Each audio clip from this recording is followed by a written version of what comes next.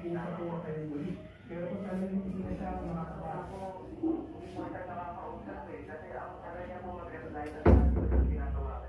ayun ang mahirap. Kasi, And alam ko naman po kaya na rin itong bayaran kasi magka-work po kami. Parehas po kami ng work. Kaya,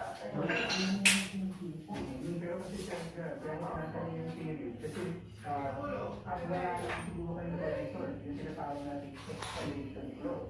Yung escalation clause po kasi, halimbawa,